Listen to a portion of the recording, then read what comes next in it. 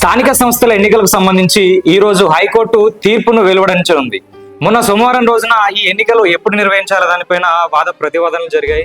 విషయం ఏంటంటే దాదాపు ఈ సర్పంచ్ల పదవీ కాలం జనవరి 31, 2024కి అయిపోయింది. అంటే ఈ జూన్తోని సంవత్సరంన్నర గడిచిపోయింది. సో తెలంగాణ వ్యాప్తంగా ఉన్నటువంటి వివిధ జిల్లాల నుంచి వెళ్ళి ఒక 6 సర్పంచులు ఈ ఎన్నికలు నిర్వహించాలని చెప్పేసి ఒక పిటిషన్ అయితే వేశారు. సో దానిపైన వాద ప్రతివాదనలు జరిగినాయి. సో ప్రభుత్వం ఏమంటుందంటే మాకు ఇంకా కాస్త టైం కావాలని చెప్తుంది. ఎందుకంటే గతంలో నుంచి కూడా అదే మాట చెప్తుంది. ఈ ఎస్సీలకు సంబంధించి ఏదైతే రిజర్వేషన్ అంశం నడుస్తుందో, తర్వాత బీసీలకు సంబంధించి ఈ 42% రిజర్వేషన్లు ఇవ్వాలని చెప్పేసి దానికి సపరేట్గా ఒక కమిషన్ వేసింది. సో దానికి సంబంధించి ఇంకా పూర్తిగా వివరాలు రాలేదు.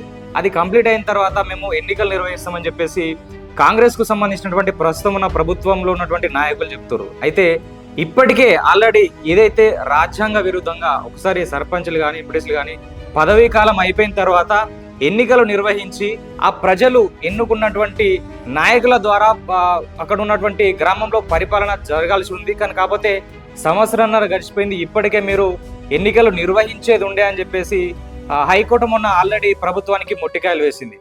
దీనికి సంబంధించి మాకు ఇంకా గడువు కావాలని చెప్పేసి అటు ప్రభుత్వం కోరుకుంటున్నటువంటి నేపథ్యంలో ఈ రోజు బుధవారం రోజున ఈరోజు తీర్పు అయితే వెలువడనుంది.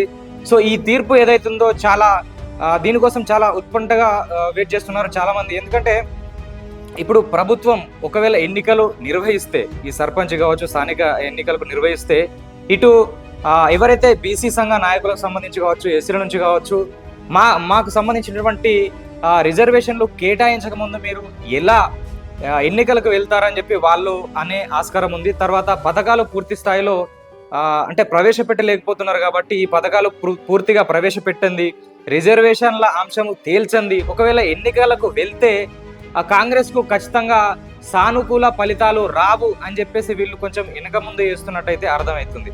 సో ఒకవేళ ఎన్నికలు నిర్వహించినా కూడా ఈ పథకాలు పూర్తి స్థాయిలో వేయలేదు కాబట్టి ఈ సానుకూల ఫలితాలు రావు. ఒకవేళ నిర్వహించకపోతే ఇటు కోర్టు తరపు నుంచి వెళ్ళి ఈ పిటిషనర్ల తరపు నుంచి వెళ్ళి ఇబ్బంది వచ్చే అవకాశం ఉంది.